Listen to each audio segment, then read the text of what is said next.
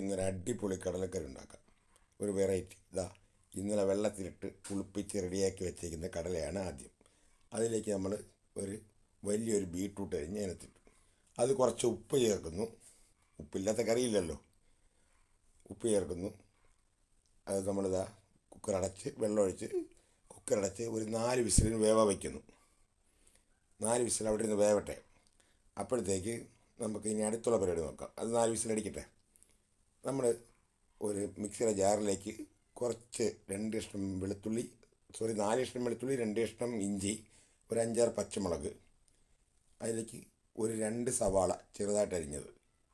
അത്രയും ഒരു സാധാരണ ഒരു മീഡിയം ജാറിൽ കൊള്ളത്തുള്ളൂ. അതുകൊണ്ട് നമ്മൾ അത്രയും ഒന്ന് ഒതുക്കി അരച്ചെടുക്കുന്നു. ആ അരച്ചെടുക്കുന്ന ജാറിലേക്ക് നമ്മൾ അരിഞ്ഞു വച്ചിരിക്കുന്ന 2 തക്കാളി ചേർക്കുന്നു. 2 തക്കാളി ചേർക്കുന്നു. അത് സ്വല്പം വെള്ളം ഒഴിച്ച് നല്ല പേസ്റ്റ് പോലെ അരച്ചെടുക്കുന്നു.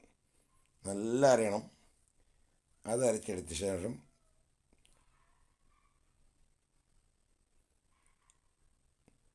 ഇതുപോലെ അരഞ്ഞ് കിട്ടിയിട്ടുണ്ട്.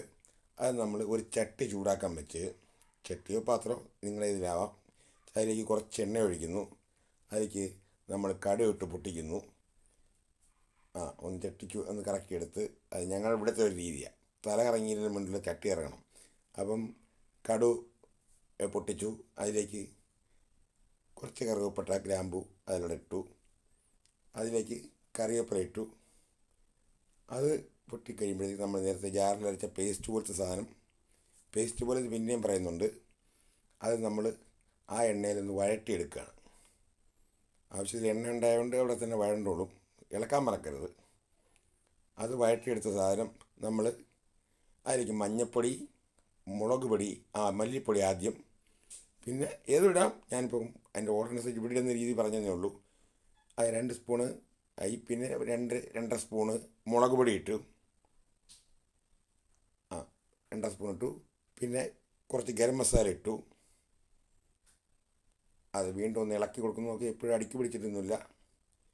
ഇതിലേക്ക് നമ്മൾ നേരത്തെ വേവിച്ച് വെച്ചിരുന്ന കടലയും ബീട്രൂട്ടും കൂടെ അതുപോലെ അതിലേക്ക് തട്ടി. ഇനിയും ജസ്റ്റ് തിളക്കേണ്ട കാര്യമുള്ളൂ. എല്ലാ സാധനം വെന്ത് കിടക്കുകയാണ്. തിളച്ച് കഴിഞ്ഞാൽ പിന്നെ അതിനകത്ത് പരിപാടിയൊന്നുമില്ല. ഇതുപോലെ തിളച്ച് വരും. ആ സമയത്ത് ഒന്ന് ഇളക്കി എല്ലാം ഇതാക്കി പ്ലേറ്റിലാക്കുക, കഴിക്കുക. കഴിച്ചിട്ട് അഭിപ്രായം എല്ലാവരും പറയണം, മറക്കരുത്, കമൻറ്റ് പറയണം.